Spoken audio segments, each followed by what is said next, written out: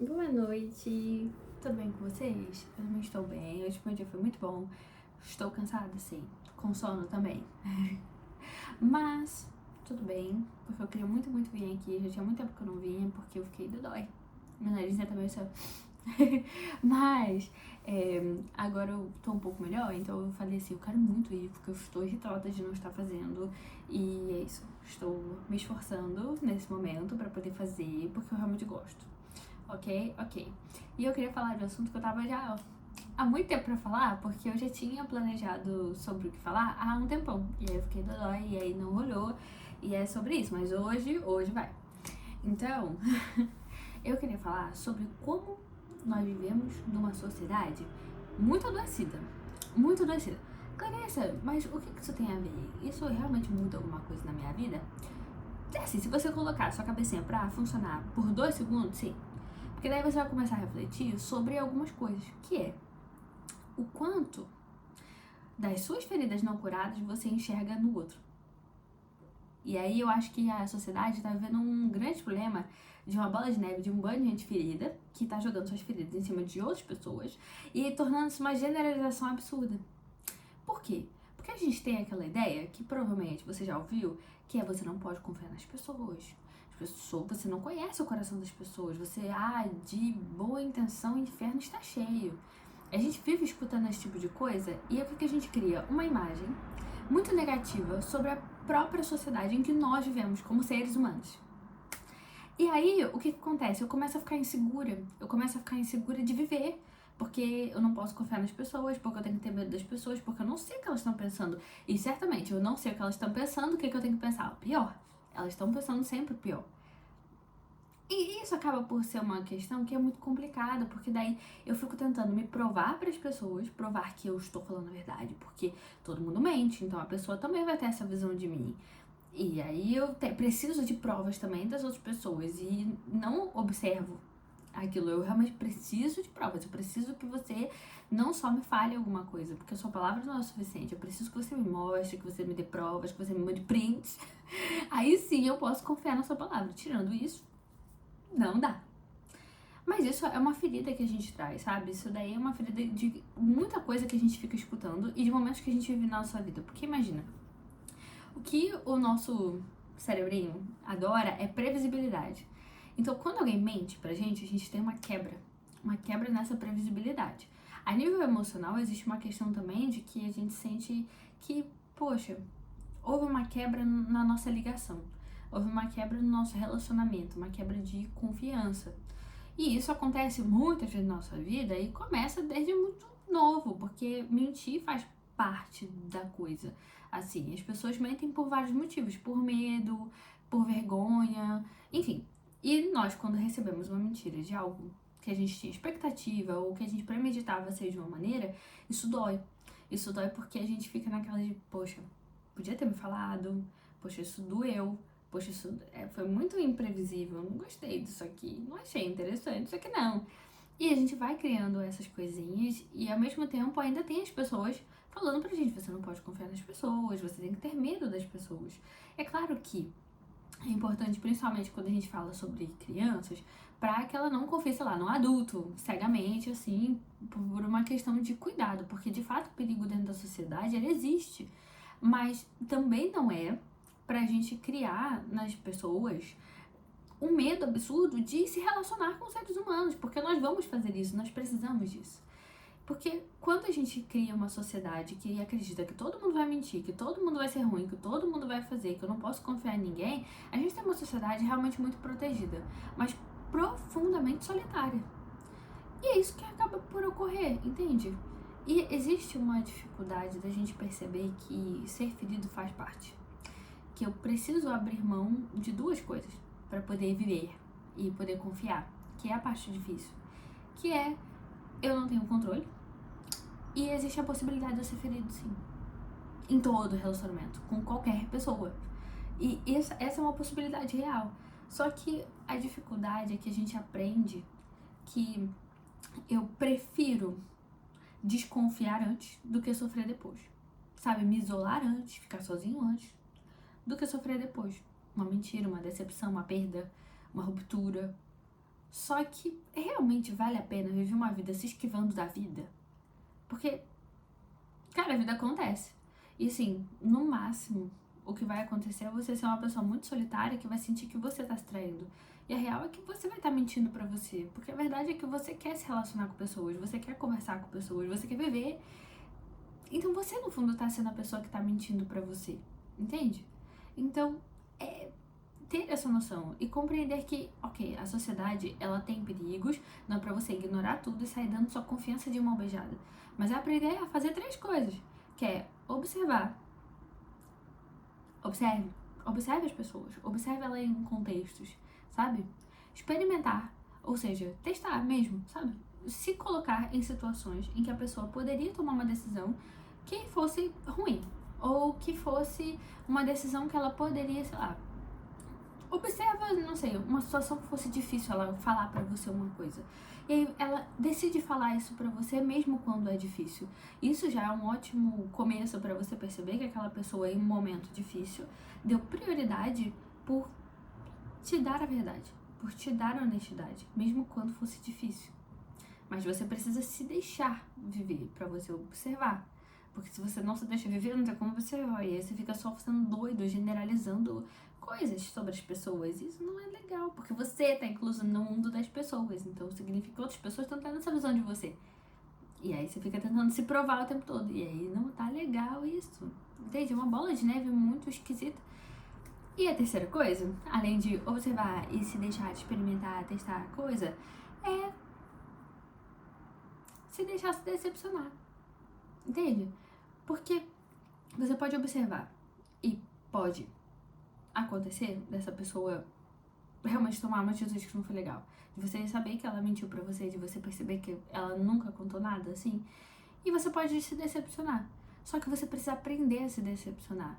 Compreender que esse sentimento de decepção, ele existe, ele é real. E você deve acolher esse sentimento, não ignorar ele. Mas que você deve aprender o que nessa pessoa tem que me decepcionou. Por que isso me decepcionou? É uma ótima oportunidade para você aprender sobre si mesmo. Porque no momento que a gente vive uma decepção, isso não é puramente uma decepção. Nossa, me decepcionou, agora eu tive uma ruptura na minha vida, uma coisa imprevisível, vou jogar isso para o resto do mundo para eu me proteger sobre isso. Não, eu devo aprender sobre mim. Então, essa pessoa me decepcionou. Por que isso me decepcionou tanto? Eu esperava outra coisa daquela pessoa. Por que eu esperava aquilo daquela pessoa? Por que eu criei essa imagem dela? Como isso foi criado? Foi por uma observação de coisas que ela de fato foi fazendo ali e agora ela de fato mudou de alguma maneira? Ou foi uma prospecção que eu coloquei nela sobre algo que eu queria que ela fosse? Ou sobre algo que eu tô muito ferido e eu joguei em cima dela? Isso daqui. E é um ótimo momento de você conseguir perceber seus limites, perceber suas necessidades, perceber o que você aceita, o que você não aceita, perceber o que te machuca e o que não te machuca, perceber quais são as suas feridas que você deve realmente tentar trabalhar ali e perceber se você não tá só prospectando uma pessoa que não existe ou se de fato aquela pessoa teve uma atitude muito diferente, muito incoerente do que ela normalmente teria. E aí também, a outra parte de aprender a se decepcionar é perceber quando não dá. Quando você deve desistir. Quando você deve falar, ok, você me decepcionou numa coisa que eu realmente não consigo lidar com isso, então ó, tchau. E é isso, sabe? Claro que não é pra você sair fora da vida de todo mundo que se decepcionar, porque as pessoas vão te decepcionar, isso faz parte da vida. Mas como essa pessoa reage depois? Quando você falou pra ela que isso te decepcionou, como ela reagiu? Ela te ajudou a entender por que aquilo te decepcionou? Ela tentou ser compreensiva, tentou compreender o que decepcionou, o que ela poderia mudar, o que ela poderia fazer diferente? Ou ela só foi tipo, ah... Ou o que ela te decepcionou foi uma coisa tão difícil que você não consegue mais olhar ela da mesma maneira? Por que você não consegue olhar ela da mesma maneira? Mas, ok, se você não consegue, então já é um bom sinal pra você não estar aí. Entende? É aprender a se questionar e observar o seu próprio sentimento, não ignorar a existência dele, mas questionar ele, observar esse sentimento e falar, ok, você existe, você tá aqui. O que eu posso fazer com isso? Porque, entende, como é que eu posso explicar isso? As pessoas vão mentir, as pessoas vão te decepcionar, isso é inevitável. Sabe aquela ideia de que ao inevitável resta... resta, não sei, a contemplação. Então, ao inevitável, resta a contemplação. Basicamente isso. Só que entende que se algo é inevitável, o único espaço de liberdade que você realmente tem é o espaço de como eu vou lidar com isso, como eu vou reagir a isso. Então, como você vai lidar com isso? Porque é inevitável, vai acontecer. Se acontecer, quando acontecer, como você vai reagir? Como você vai lidar? Você vai continuar estando em uma relação, uma ligação que não é legal, que não é interessante, que constantemente te dá uma ah, eu não queria isso, eu estou decepcionado, constantemente decepcionado, ou eu vou começar a trabalhar isso e perceber que eu preciso sair disso aqui, desse lugarzinho aqui que não é interessante pra mim, e começar a viver novas coisas, onde eu consigo observar que eu testei, eu me deixei viver e essa pessoa constantemente demonstrou que ela dá uma base de confiança pra mim. Entende? Não é deixar o seu coração ser o tempo todo enganado, mas não é proteger ele a tal ponto de que você se feche para o mundo, se feche para a vida, entende?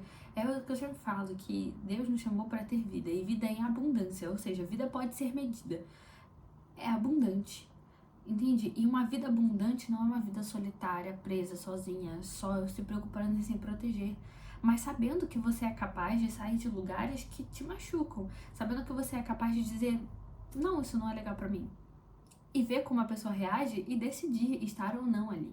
Entende? É muito mais gostoso quando a gente tá com alguém que a gente sabe que poderia não estar. E é até gostoso porque você tem medo de perder essa pessoa, mas um medo que você pensa assim, caraca, essa pessoa sabe o que quer. Então eu quero dar o melhor por ela também. E o contrário também. Eu sei o que eu quero. Então eu preciso que você dê o seu melhor também. E olha só que coisa gostosinha que vocês conseguem viver. E eu não tô falando só de relacionamento romântico, não, tá? Tô falando de tudo, sabe? Viver numa sociedade que o tempo todo mundo fica tentando se proteger, incrivelmente causa mais sensação de insegurança e traz essa ideia de insegurança pra vida, entende? Pra andar na rua, pra fazer qualquer coisa. E é muito cansativo viver nessa sociedade, sabe? Então eu espero que você saia daqui e você comece a refletir sobre como as suas feridas estão te fazendo viver na sociedade, não só nas suas relações individuais, mas como um indivíduo social mesmo. E como você tem ensinado as crianças e, enfim, os adolescentes que estão perto de você sobre como é o mundo? Você tá só dando medo para eles ou você tá dando suporte emocional, suporte de segurança mesmo, de que se alguém os decepcionar, você vai estar lá para ser a base de segurança para eles. Você vai ser o exemplo de segurança que eles precisam. Você vai ser o exemplo de confiança, de base estruturada e previsível que eles precisam. Porque existem exemplos dos dois lados. Ficar só generalizando que todo mundo é ruim até que se prove o contrário é só muito cansativo para todo mundo, sabe? Fica todo mundo tentando se provar que é uma pessoa boa, quando na verdade ninguém é completamente uma coisa ou outra. Então, espero que você saia daqui e você comece a refletir. E que você se lembre que o espaço de liberdade que você tem dentro do inevitável é como reagir, é como viver, é como fazer, é o como. Então, vamos pensar no como e menos em como as pessoas vão reagir, mas como eu vou lidar com isso. Quando as pessoas fizerem alguma coisa que é inevitável, porque você não tem o controle sobre as pessoas, como eu vou reagir? Como eu vou lidar com isso? Não ignorar o sentimento, mas lidar com ele. Essa é a ideia, entende? Então eu fico meio triste quando eu olho pra sociedade e vejo isso, sabe? Como as pessoas têm medo de viver, como as pessoas têm muito medo, sabe? E essa sensação de insegurança acaba por criar justamente o contrário, o paradoxo de pessoas que estão tentando o tempo todo se proteger, tentando ter boas ligações, tentando ter coisas boas, eu quero estar seguro, mas aí todo mundo fica se protegendo e aí no final vira um embate, às vezes. Não só de pessoas tentando se esforçar para demonstrar que eu sou, mas de pessoas também que falam assim, todo mundo é ruim mesmo, por que eu vou ser legal? Sabe? As pessoas ruins vencem, as pessoas ruins ganham mais. Eu que sou uma pessoa boa, eu sempre perco, eu sempre tô, sabe, negativo, eu sempre tô ruim. E aí a pessoa que faz uma coisa ruim é essa pessoa que ganha tudo, essa pessoa que tem dinheiro, tem prestígio, tem tudo. E a gente acaba por criar esse tipo de contextos assim que não são reais. Você só tá vendo uma parte daquela pessoa. E uma parte que ela demonstrou pra você. Porque uma pessoa pode demonstrar muita coisa pra todo mundo. Essa mesma pessoa pode ser super confiável pra alguém. Não pra você. E tá tudo bem.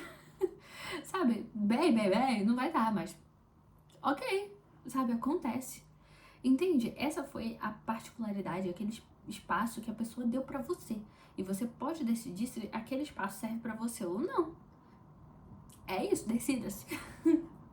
Mas entende que aquela pessoa é muito múltipla e que é muito injusto generalizar isso pra todo mundo no mundo e ficar nesse embate de não, porque coisas ruins acontecem com pessoas boas e coisas boas acontecem com pessoas ruins. Quando você só vê um pedaço daquela pessoa, você não conhece ela por inteiro.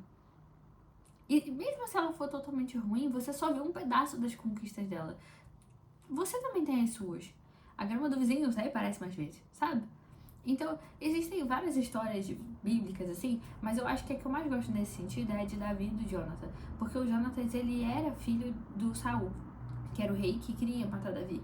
Então ele tinha tudo para ser uma pessoa que Davi visse muito como desconfiável, mas foi ele conseguir se deixar viver a experiência, se deixar testar a experiência, observar a experiência e se deixar se decepcionar ou não, que criou uma relação muito linda. Eu acredito assim que essa é a segunda relação mais bonita que tem. Mas falando entre só pessoa a pessoa, completamente pessoa, é, eu acho que é a relação mais bonita que tem. Porque são duas pessoas que poderiam realmente simplesmente só afastar uma outra.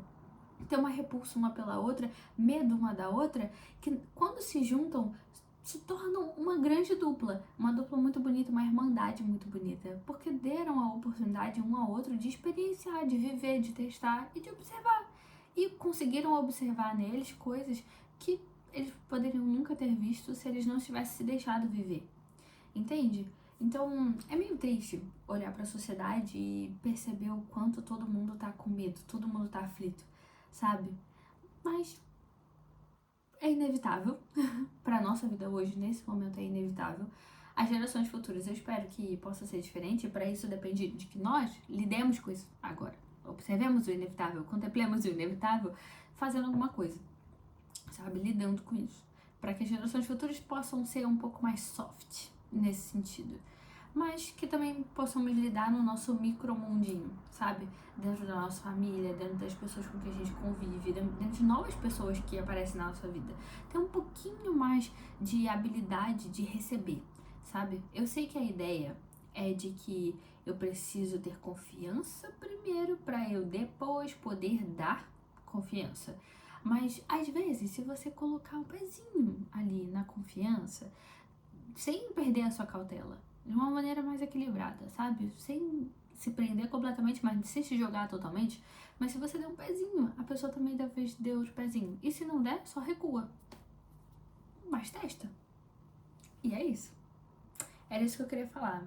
Eu tava observando isso dentro da sociedade, principalmente assim, em contextos de guerra, sabe? Eu consigo perceber muito como as pessoas ficam mais apreensivas, sabe?